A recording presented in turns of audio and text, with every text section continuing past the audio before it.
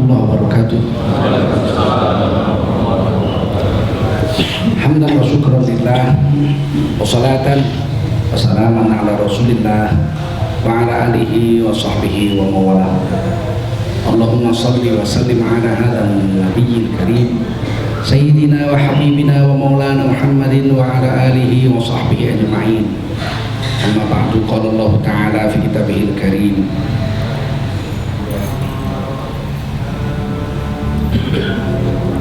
a'udzu billahi minasy syaithanir rajim. Bismillahirrahmanirrahim. Wa ta'awanu 'alal birri wat taqwa wa la ta'awanu 'alal itsmi wal 'udwan wattaqullaha innallaha syadidul 'iqab. Qala Rasulullah sallallahu alaihi wasallam, man kharaja min baitihi fi talabil ilmi fahuwa fi sabilillahi hatta yarji'. Baginda Rasul sabda, siapa keluar dari rumahnya untuk mendapatkan ilmu, orang itu adalah orang yang berjihad fi sabilillah sampai dia kembali ke rumahnya. Mudah-mudahan kita semua mendapatkan pahala jihad dari Allah SWT. Amin. Sadaqallahul azim wa sadaqa rasulun nabiyul karim wa nahnu ala dhalika minasy syahidin wasyakirin walhamdulillahi rabbil alamin. Bapak Ibu sekalian, jamaah subuh Masjid Al-Hakim Serpong, Tangerang Selatan yang dimuliakan Allah SWT. Wajiblah kita bersyukur pada Allah SWT atas karunia yang Allah beri pada kita. Allah hidupkan kita dari mati kecil, bangun dari tidur. Ini satu nikmat besar, karena ada orang yang tidur nggak bangun-bangun lagi, terus mati. Tidur dengan mati itu prosesnya mirip.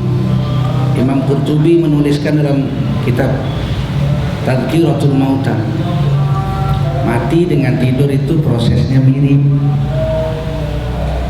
Ketika orang tidur, nyawanya digenggam oleh Allah SWT. Ketika nyawanya dipulangkan, dia hidup. Kalau mati, nyawanya dicabut habis, dikirim ke alam barzakh, baru kembali lagi nyawanya di hari kiamat nanti, setelah kiamat, pada hari kebangkitan. Dan pada hari kebangkitan itu nyawanya dikembalikan kepada badan yang baru, bukan badan yang ini, karena badan yang ini sudah hancur di tanah. Minha khalaqnakum, dari tanah itu kami ciptakan kamu, dan kamu akan kembali kepada tanah itu.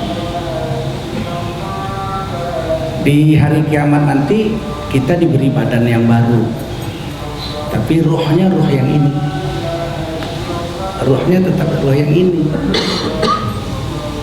nggak berubah ya.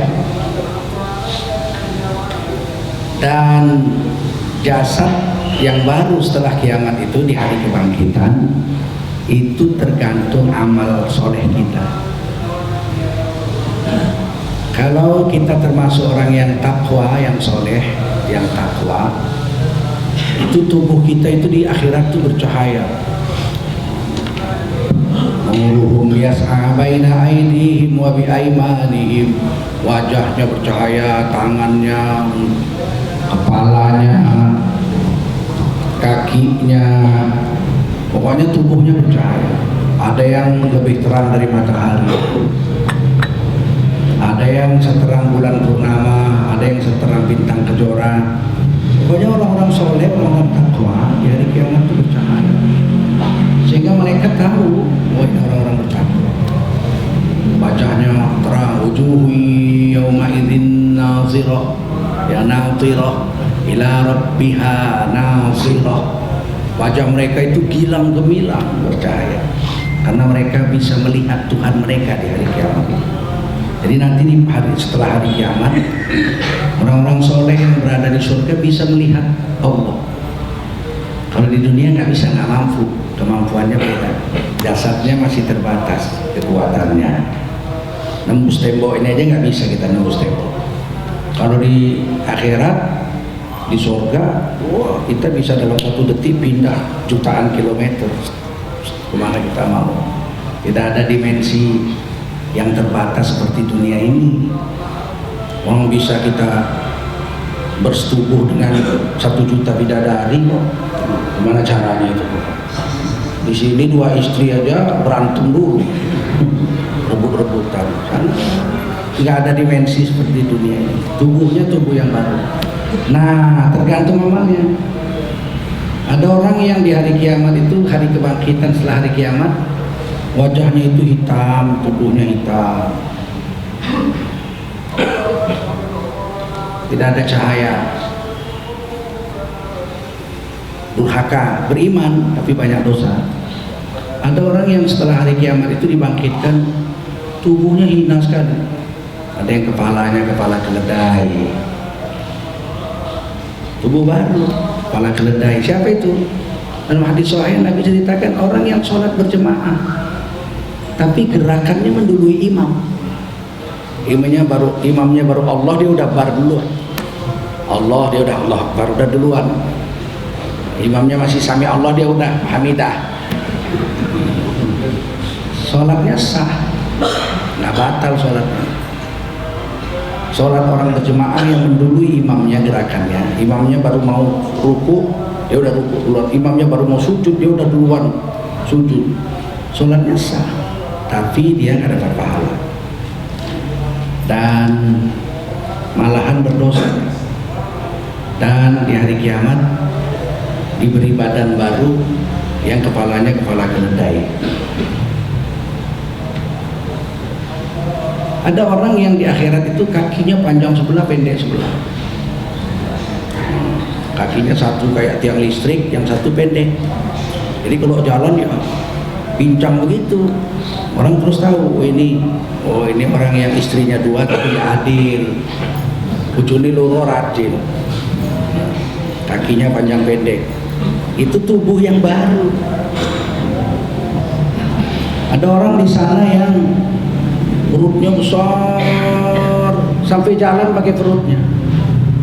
Jalan pakai perutnya. Itu orang terus tahu ini waktu di dunia isi perutnya ini makanan haram aja. Gak suka yang halal, gak suka. Yang haram aja suka. Yang halal gak seneng dia.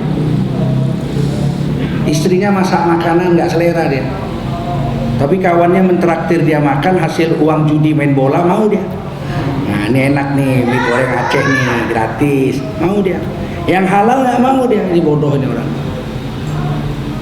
Makanya di hari kiamat itu manusia dengan tubuhnya yang baru dan tergantung amal solehnya di dunia.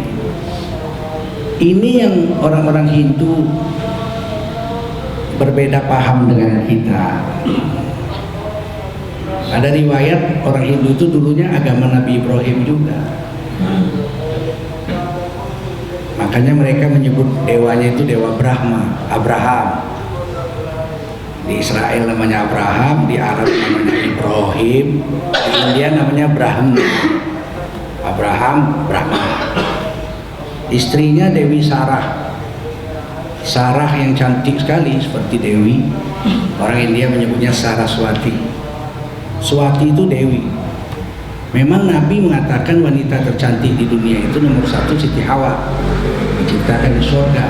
Sepertiga kecantikan perempuan untuk Hawa sendiri. Sedunia ini sepertiga jadiin 1 untuk Hawa sendiri. Siapa lagi yang kedua? Istri Nabi Ibrahim, Sarah alaihassalam. Sepertiga kecantikan wanita sedunia untuk Sarah sendiri. Jadi Siti Sarah dengan Siti Hawa cantiknya sama. Maka orang India biasa menyebutnya Saraswati, Dewi Sarah yang cantik jelita. Nah, tapi kemudian beda paham dengan kita. Kalau kita tubuh yang baru itu terjadinya setelah kiamat di alam yang lain. Kalau orang Hindu mengatakan reinkarnasi, itu tubuh yang baru itu terjadinya di dunia ini juga. Itu aja salahnya, itu bedanya di situ. Nanti kamu kalau jahat lahir lagi jadi monyet, Kalau sifatmu kayak monyet, kalau sifatmu kayak babi, rakus, semua kau makan, nanti kau lahir lagi tubuhmu tubuh babi. Bukan di sini, sono. Di padang mahsyar. Nah, itu bedanya. Usulnya sama, mirip gitu, cuman pemahaman sarwanya jadi berubah jauh. Ada reinkarnasi itu, tapi kalau kita di mana? Di alam barzakh, bukan di sini. Jadi ada orang yang bisa terbang di sana. Orang yang rajin puasa itu mereka meniti sirat secepat kilat menyambar, terbang. Meniti sirat, jembatan antara neraka dengan surga itu mereka ada yang secepat kilat menyambar. Di antaranya orang yang rajin puasa, orang yang menjaga sholat berjemaah 5 waktu ke masjid, itu terbang. Bayangin itu. Nah, dari hadis-hadis itu udah dibikin orang. Di Avengers itu, Amerika bikin Avengers, ada orang yang bisa terbang jadi robot, ya kan? Sebetulnya dia lihat dari hadis-hadis. Hollywood ini kan apa yang bisa jadi duit aja. Dia ambil hadis tapi untuk jadi duit. Kalau kita ambil hadis untuk masuk surga, kalau kita hadis ambil, Quran ambil untuk jadi duit juga, sama lah kita sama orang Hollywood. Pikirin bagaimana jadi kaya. Penting itu. Karena masuk surga nggak wajib kaya. Malahan sebagian besar penduduk surga adalah orang-orang miskin. Yang paling banyak di neraka orang kaya sama perempuan. Dua itu bahaya. Perempuan dengan orang kaya. Tapi di Indonesia perempuan masih sedikit. Makanya kalau ada orang bilang, marilah kawin saya, kawin lagi lah, kasihanilah wanita, banyak yang nggak kawin. Itu sontoloyo aja itu. Menurut data statistik nasional, di Indonesia ini laki-laki lebih banyak 10 juta dari perempuan. Artinya kalau semua laki-laki beristri satu, ada 10 juta laki-laki nggak kebagian istri. Ayo, makanya itu kalau yang umurnya masih umur produktif, yang nenek-nenek kan nggak dihitung. Umur 60, umur tuh siapa pula yang mau kawin sama dia. Makanya saya heran kok di mana-mana di WhatsApp pun saya dikirimin, kawinlah lagi, kasihanlah perempuan. Saya bilang, kamu ini ngomong apa mabok? Coba dilihat dulu di data statistik penduduk dunia. Ternyata di Indonesia ini 10 juta lebih banyak laki-laki. Kalau setiap laki-laki kawin 2, ada 20 juta laki-laki nganggur, nggak punya istri. Kita kalau bicara harus ada data, supaya kita nggak dibilang orang sontoloyo, asal jeplak aja gitu, bikin malu aja. Nah, bapak-bapak yang mulia, jangan heran di akhirat itu manusia diberi badan yang besar, sebesar gunung kita nanti di sana. Kenapa? Supaya kalau masuk neraka bakarnya enak, mantep, kretek. Karena siksa neraka itu kulit loh. Apabila kulitnya hangus diganti dengan kulit yang baru. Supaya apa? Supaya dirasakan yang sakitnya itu. Manusia sekarang baru tahu, abad modern ini, abad 21, baru orang tahu bahwa siksaan yang paling sakit itu kulit. Lewat kulit nggak sakit lagi. Kalau kita disuntik, yang sakit itu waktu nembus kulit. Kalau udah sampai daging nggak sakit. Makanya orang terbakar itu sakit sekali, karena kulitnya yang luka. Jadi orang terbakar itu kalau mati terbakar syahid, lepas siksa kubur, karena sakit sekali mati terbakar itu. Salah satu yang mati syahid dunia itu orang yang melahirkan. Mati melahirkan tuh syahid dunia lepas siksa kubur, terbakar, sakit kolera. Sakit kolera juga ampun itu. Kalau mati kena diare, sakit kita 10 kali aja buang air kecil, buang air besar udah lemes. Apalagi sampai ratusan kali sampai mati kena sakit Dulu namanya kolera, sekarang diare ya. Kolera itu lebih parah dari diare, dia berak darah. Sakit sekali. Ngobatnya juga lama, itu bisa 15 hari, 14 hari baru sembuh. Ini surga juga begitu. Di surga itu orangnya besar-besar. Nabi Adam dadanya aja 60 hasta. Nabi Adam kan diciptakan di surga. Karena kalau kecil kayak gini masuk surga kurang mantap. Tapi kalau sebesar gunung mantap itu. Sekali makan berapa ton ya enggak? Itu kalau makan semangka, kalau makan cimpluan Masya Allah. Ada cimpluan nggak di surga? Hah? Ada cimpluan di surga. Lama ruziqu minha min samaratil rizqan qalu hadha alladhi ruziqna min qablu wa utubihi mutasyabiha. Apabila mereka makan diberi rezeki oleh Allah, mereka bilang sama temannya, ini kayak yang kita makan waktu angon kambing dulu ya, namanya cimpluan ya dulu ya. Tapi cimpluan di sana juga besar, segini orangnya sebesar gunung. Burung aja di sana yang paling kecil sebesar onta. Ayo, burung emprit di surga sebesar onta. Kalau burung onta di surga sebesar apa? Ada, sampai bilang nggak ada. Al-Quran bilang ada kok. Burung ada di surga. Walahmi thayrim mimma yashtahun. Daging burung yang gurih itu makanan kita di surga kita. Nah, saya merasakan gini ya, ini betul-betul syukurlah kita sama Allah bisa bangun. Berapa banyak orang yang nggak bangun pun nggak ke masjid. Ternyata perjalanan yang paling berat bukan perjalanan ke luar negeri. Ada orang yang setahun bisa 10 kali ke luar negeri, ke Prancis, ke Singapura, ke Malaysia, ke Jepang. Setahun bisa 10 kali ke luar negeri, menempuh perjalanan naik kapal terbang ke Kanada 20 jam.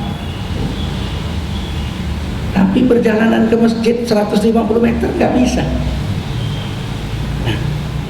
Naik kapal terbang 20 jam ke Kanada sanggup, berkali-kali. Jalan kaki ke masjid 150 meter nggak sanggup. Mana lebih berat? Pergi ke Kanada atau pergi ke masjid? Pergi ke masjid. Ada orang yang tenaganya hebat, kuli-kuli di pelabuhan itu ngangkat beras di pundaknya sekarung itu 100 kilo. Bisa 30-40 karung diangkatnya sehari. Lu cari duit di situ dia kan. Tapi ngangkat badannya yang beratnya cuma 70 kilo ke masjid di sebelah rumahnya 150 meter nggak sanggup ya. Jadi mana yang paling berat sebenarnya? Ke kantor macet 3 jam tiap hari ditempuh sanggup. Apalagi dipanggil bosnya jam 2 malam pun bisa dia. Dulu waktu Yudhoyono jadi presiden, menteri dia bawa rapat jam 2:30 pagi datang semua, satu pun nggak ada yang absen. Tapi datang ke masjid sebelah rumahnya cuma 2 kali setahun, Idul Adha sama Idul Fitri. Jadi kalau ada pertanyaan, apakah perjalanan yang paling berat di dunia ini? Jawabnya satu, perjalanan ke masjid, menunaikan sholat 5 waktu. Itu perjalanan yang paling berat. Makanya ketika dipanggil hayya 'alas sholah, rene gue, teko rene. Yang sholat aja nang kono kuwi, nang kene. Gitu kata orang Jawa itu. Hayya itu mari sini. Mari sini sholat sini, jangan sana. Hei, jangan sholat sana, sini semua, sini. Jawabnya la haula wala quwata illa billah. Karena memang kekuatan itu bukan karena bisa ngangkat karung 100 kilo, bisa main tinju dapat sarung tinju emas. 30 kali tak tarung KO semua musuhnya dibikinnya. Oh, nggak perlu itu. Ke masjid perlu kekuatan, tapi bukan kekuatan tenaga, bukan kekuatan otak, pemikiran. Oh, ini S3 7 tahun ngambil S3-nya di Korea. Nggak perlu itu. Perlunya kuatnya itu kuat yang dari Allah, iman dan keyakinan pada Allah SWT. Anehnya orang yang nggak bisa jalan pakai kursi roda bisa ke masjid. Pakai kursi roda deh, bisa dia ke masjid 5 waktu. Pelari cepat tingkat Asia, manusia tercepat tingkat Asia di bawah 10 detik, mati baru dibawa ke masjid. Udah mati baru dibawa ke masjid mayatnya. Ini taufik Allah, taufik Allah. Betul-betul kita bersyukur. Coba kalau kita syukuri, Allah tambah. La in syakartum la azidannakum. Tapi kalau kita banggakan, hilang, dicabut sama Allah bisa.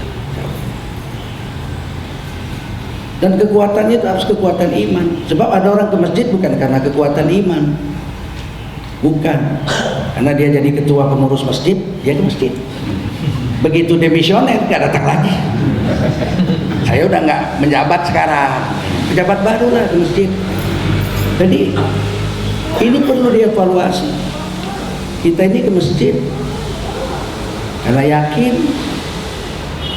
atau karena jabatan. Kalau kekuatan yang dipentingkan cuma kekuatan iman dan yakin sama Allah untuk bisa ke masjid. Tidak diperlukan kekuatan intelektual yang tinggi, tidak diperlukan kekuatan tenaga yang hebat, speed perjalanan yang kencang. Enggak perlu itu semua. Sebab ada orang saya lihat nggak punya kaki pun ke masjid. Saya dikirimin WhatsApp, orang nggak punya kaki 5 waktu ke masjid. La ilaha illallah. Malunya lah kita yang sehat ini. Orang kan bilang, apa mesti ke masjid? Di rumah kan bisa. Sekarang masalahnya kan, untuk apa kita bangun masjid kalau kita nggak datang? Buat apa kita bangun masjid? Kalau di rumah bisa, ya udah nggak usah pakai masjid. Di rumah aja semua. Untuk apa kita bangun masjid cantik-cantik begini? Di rumah aja udah. Tempat masjid ini kita patok aja 4 tiangnya, enggak? Sholat Jumat di tiang itulah kita sholat. Ngapain kalau cuman dipakai seminggu sekali? Sayang ini bangunan ratusan juta. Ini saya mau ingatkan saja, kekuatan orang Islam itu pada sholat berjemaah. Kenapa? Karena itu latihan agama. As-sholatu imam, itu tiangnya agama itu sholat. Kalau tiangnya itu kokoh, agamanya kokoh. Kalau rumah kita tiangnya dari bambu, kan nggak kokoh. Coba tiangnya beton, 100 tahun nggak rusak. Agama kita ini tiangnya kata Nabi sholat. Kalau sholat kita betul, gentar musuh. Kalau sholat kita nggak betul, mana gentar musuh. Kalau orang Islam nggak ke masjid, musuh nggak gentar. Dan yang paling bahaya kalau kita tidak amalkan agama kita ini, orang lain akan menganggap agamanya lebih unggul dari kita. Kan Islam ini salah satu tujuannya liyuzhirahu 'alad dini kullihi, untuk menunjukkan bahwa Islam ini lebih unggul dari agama yang lain. Untuk apa coba? Islam itu ada aturan-aturan mainnya, ada hukum-hukumnya, halal, haram, mubah, makruh, sunat. Kenapa ada hukum-hukum seperti itu? Banyak sekali dalam Islam. Liyuzhirahu 'ala dini kullihi, supaya kita unggul dari agama yang lain. Kalau semua boleh, kayak yang dimaukan oleh Islam Nusantara yang nyantol orang-orang PKI dan orang-orang liberal di dalamnya sekarang ini, tujuan semua mungkin bagus, tapi orang PKI, orang-orang liberal, orang Syiah nyantol situ, diselewengkan. Tujuannya mau menghidupkan Islam seperti yang dibawa Wali Songo, Islam yang sejuk. Tapi kenyataannya muncul Islam yang baca Quran lagu Jawa. Ditampilkan di istana, itu nggak bisa dipungkiri itu. Itu pembelokan Islam Nusantara yang semulanya tujuannya agung, bawa Islam yang sejuk kayak Wali Songo, nggak ngapir-ngapirkan orang, nggak bunuh-bunuh orang. Tapi kenyataannya jadi Islam Sontoloyo itu. Karena ada yang numpang situ, penumpang gelap. Kalau Islam itu semua boleh, apa bedanya kita dengan agama lain? Apa unggulnya? Orang makan babi, kita boleh makan babi. Orang boleh korupsi, kita boleh korupsi. Orang berzina nggak apa-apa, kita boleh berzina nggak apa-apa. Orang istrinya 10, kita juga boleh 10. Apa hebatnya Islam dibanding agama lain? Justru unggulnya Islam itu dalam aturan-aturannya itu, dalam syariatnya itu, bahasa Arabnya begitu. Wa antumul a'lau in kuntum mu'minin. Kamu itu tinggi. Itu isim tafdil. Kamu itu paling tinggi. Tapi ada syaratnya, in kuntum mu'minin, jika betul-betul beriman sama Allah dengan aturan Allah.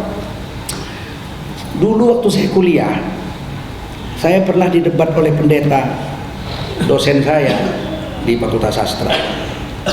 Karena saya dulu bawa Quran. Dulu Quran nggak ada yang kecil, nggak ada yang bisa dikantongi. Saya dapat dari Departemen Agama, Kakanwil, kawan saya Kakanwilnya waktu itu, Quran 1/4 folio. Itulah yang paling kecil zaman itu. Teknologi cetak masih miskin lah waktu itu. Jadi Quran itu terpaksa masuk ke dalam tas. Saya pakai tas jinjing di ini, tas kain. Nah, kalau nggak ada dosen, saya baca Quran. Nah, kalau di kelas nunggu dosen, saya baca Quran. Kalau di luar, di bawah pohon lamboyan, saya rajin itu baca itu. Nah, satu hari pendeta itu jengkel lihat saya tunjuk. Dia debat-debat saya tentang agama. Nggak pernah menang dia, orang kita pun baca juga perbandingan agama. Tapi kemudian dia ngajak saya masuk Kristen. Baguslah kau, Zum, masuk Kristen kau. Ya saya bilang, boleh, saya mau masuk Kristen. Tapi harus lebih unggul dari agama saya. Nah, sekarang saya tanya, apa kelebihan agama Anda dibanding dengan agama saya? Agama saya mewajibkan sholat 5 kali sehari, subuh, zuhur, asar, maghrib, isya. Setiap mau sholat wudhu. Kalau saya bersetubuh sama istri saya, nanti kalau saya sudah nikah, saya wajib mandi. Sekarang saya tanya Anda, berapa kali Anda sembahyang sehari? Ya kami seminggu sekali gitu. Apa unggulnya? Lebih hebat lah aku. Seminggu 35 kali. Masa aku disuruh mengurangi sembahyangku seminggu 35 kali jadi seminggu sekali? Nah, lebih unggul lah agama aku. Ngapain aku pindah agama bapak? Aku bilang, bapak kalau udah bersetubuh sama istri mandi nggak? Ya kadang-kadang mandi, kadang-kadang tidak.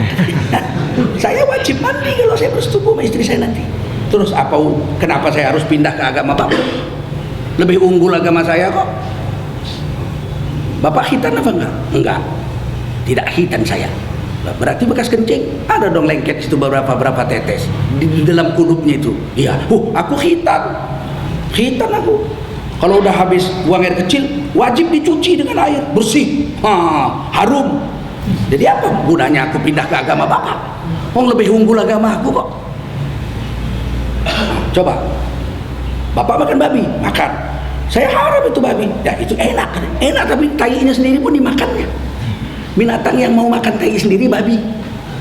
Nah, terus kami diharamkan makan binatang seperti itu. Terus apa unggulnya agama bapak? Kok saya bapak suruh masuk agama bapak? Coba, bapak kalau ke gereja, perempuan bapak tutup aurat? Tutuplah. Sebatas mana? Ya sebatas lutut lah katanya. Kami perempuan kami itu tutup semua kalau ke masjid. Cuman muka telapak tangan aja yang nampak.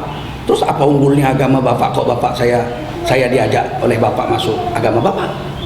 Sudahlah katanya. Pergi dia. Kalau kita sama dia, mana ada unggulnya kita. Anak gadis kita pakai celana pendek, anak gadis dia pakai celana pendek. Anak gadis kita malam minggu dibawa pacarnya sampai tengah malam, anak gadis dia juga dibawa pacarnya sampai tengah malam. Dia seminggu sekali sholatnya, sembayangnya ke gereja. Anak kita juga cuma seminggu sekali aja ke masjid sholat Jumat. Loh, apa bedanya kita sama agama dia? Terus unggulnya di mana Islam itu kalau begitu? Di mana unggulnya? Nggak ada unggulnya. Huwallazi arsala rasulahu bil huda wa dinil haqq liyuzhirahu 'alad dini kullihi walau karihal kafirun. Itu Allah utuskan Nabi Muhammad bawa agama yang paling hak, yang paling benar,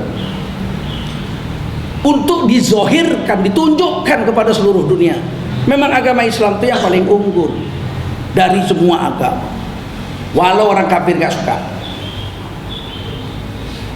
Itu makanya ketika Tolikara orang sholat id dilempari batu, terus dibakar masjid Baitul Muttaqin. Kita orang Islam di Indonesia nggak bales, nggak kita bakar pula gereja di Aceh, di Riau, di Padang, di Banten. Enggak. Kenapa? Itulah unggulnya kita. Kita tidak membalas seperti itu. Kita tahu hukum. Coba kalau gereja kita bakar,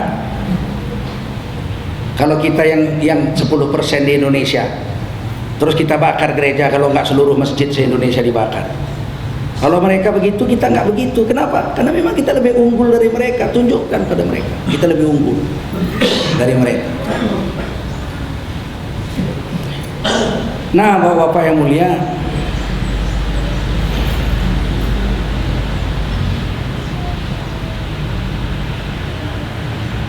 sekarang bulan Syawal sudah mau habis.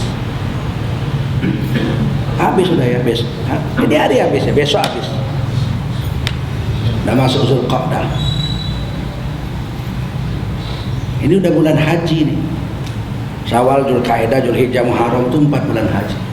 Al-hajju ashhurum ma'lum. Haji itu pada 4 bulan yang maklum. Artinya begini, kalau kita pergi haji bulan Ramadan, kita pergi haji, terus kita ambil haji tamattu, kita umroh tamattunya itu di bulan Ramadan, nggak sah hajinya karena belum waktunya. Kan haji itu fardu, kalau fardu kan harus tepat waktu. Tapi kalau kita keluar dari rumah kita bulan Syawal, terus kita niat haji, terus sampai di Mekah kita tawaf, sa'i, tahallul, umroh untuk tamattu. Setelah itu kita nunggu mukim di Mekah sampai 8 Dzulhijjah. 8 Dzulhijjah kita pakaian ihram lagi untuk haji. Pergi ke Mina, kemudian tanggal 9-nya ke Arafah, 10, 11, 12-nya di Mina lagi mabit. Sah hajinya. Kenapa? Karena sudah masuk bulan haji. Nah, begitu. Nah, ini bulan haji, siap-siap kita. Yang belum berniat haji wajib berniat kalau sudah kaya. Bagaimana cara niatnya? Bayar, daftar. Soal naik hajinya itu 16 tahun lagi, nggak ada urusan sama kita. Yang penting kita udah bayar. Sehingga kalau kita mati, kita dapat haji mabrur. Kenapa? Karena niat seorang hamba dihitung sebesar niatnya. Malah satu kitab mengatakan niat seorang hamba lebih baik dari amalnya. Niat seorang hamba lebih baik dari amalnya. Kadang-kadang memang begitu.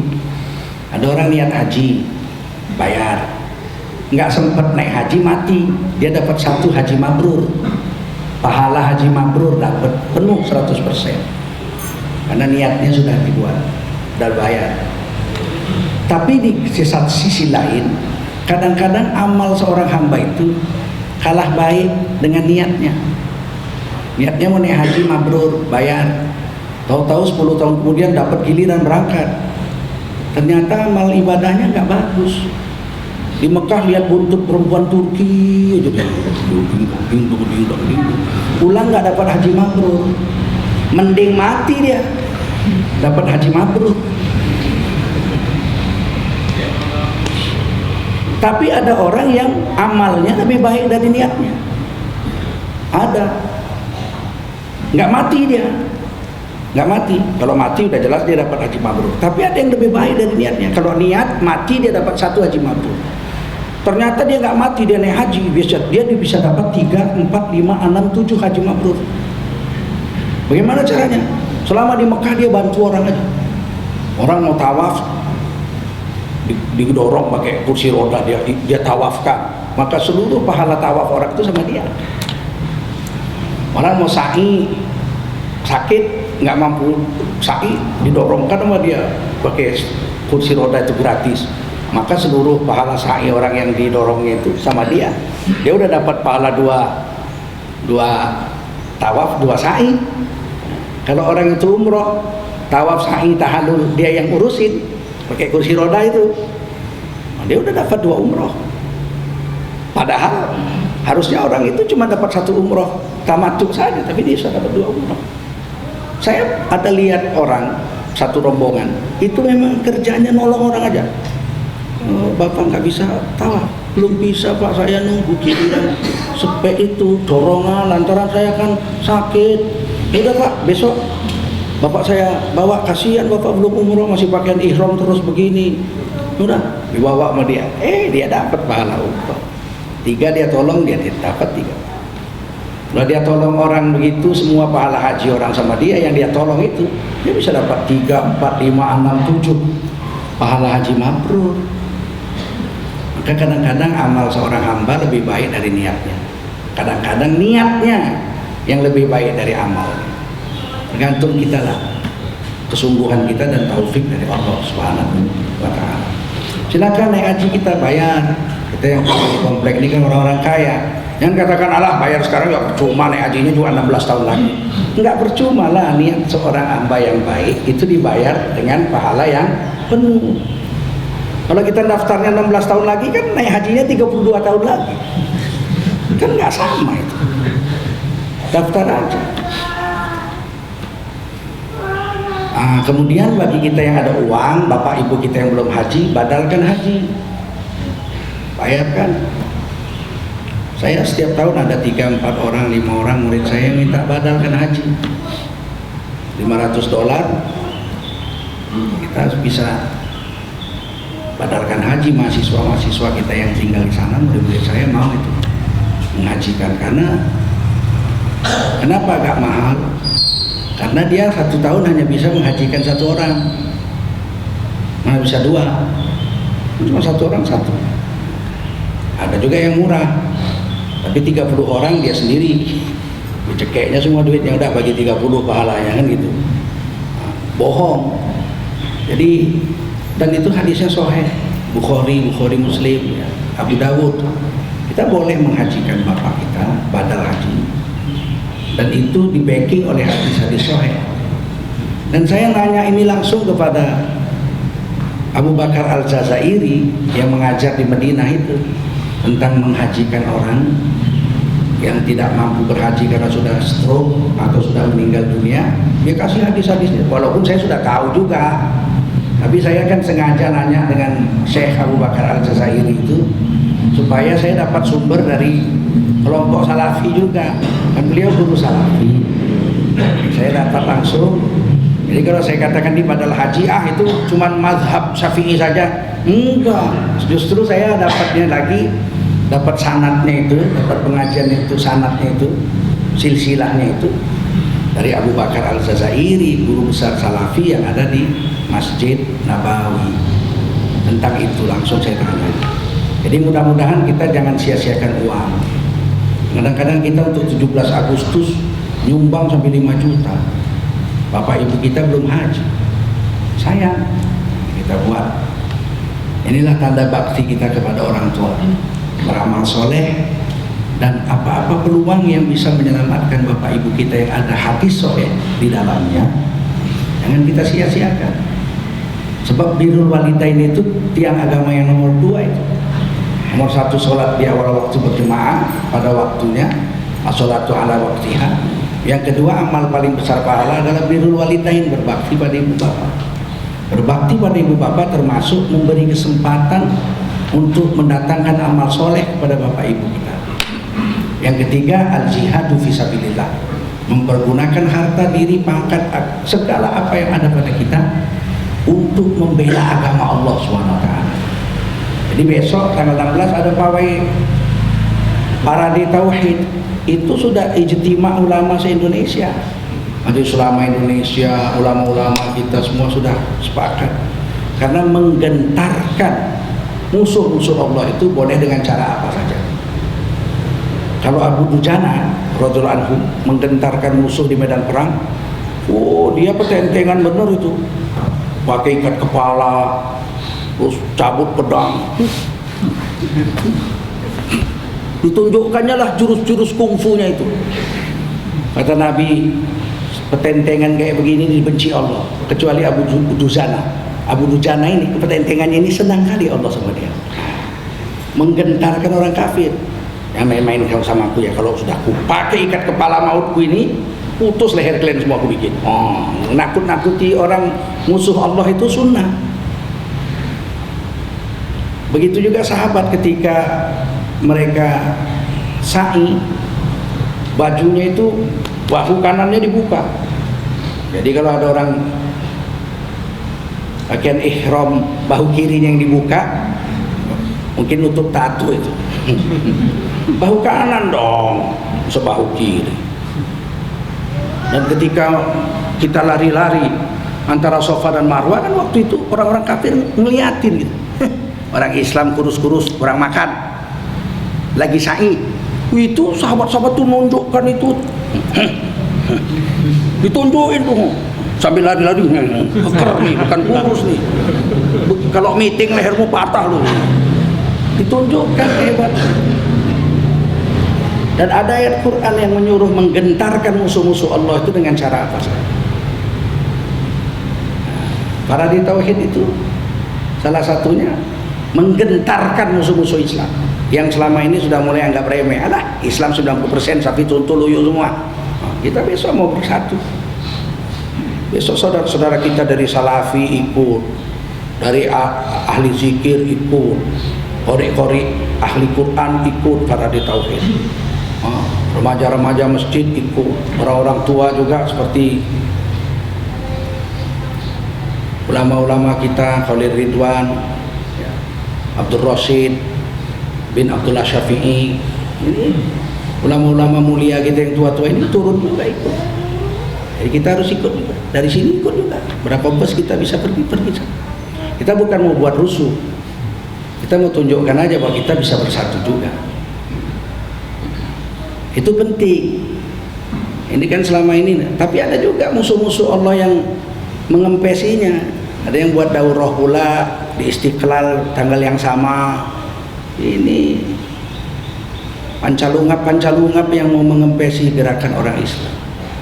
Kalau nggak mau datang, nggak usah datang, tapi jangan mensabotasi gerakan orang Islam. Parade ini penting. Ketika undang-undang pendidikan mau digelar, ada satu fraksi di DPR yang sangat ngotot menolak, bahkan walk out. Pasal yang mereka beratkan itu adalah pasal 12A.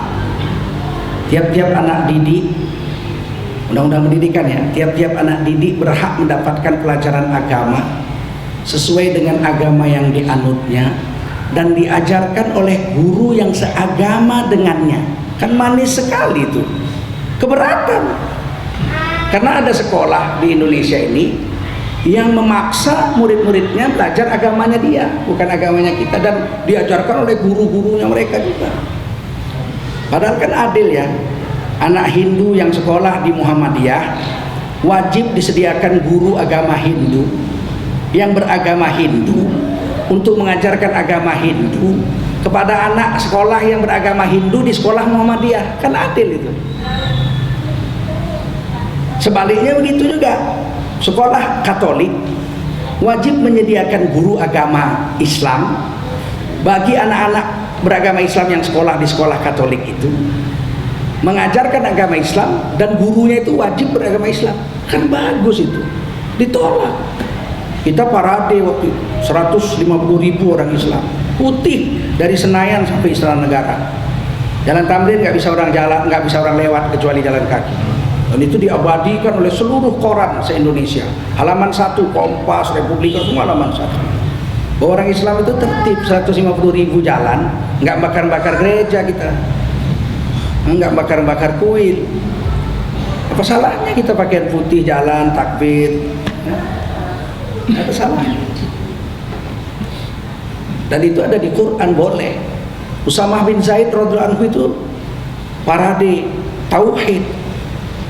Begitu Rasulullah wafat, pasukan harus dikirim. Pasukan itu cuma nakut-nakuti aja, nggak perang. Kata Umar bin Khattab radhiyallahu anhu, ini sudah wafat Rasulullah, udah nggak usah lah, ngapain lagi.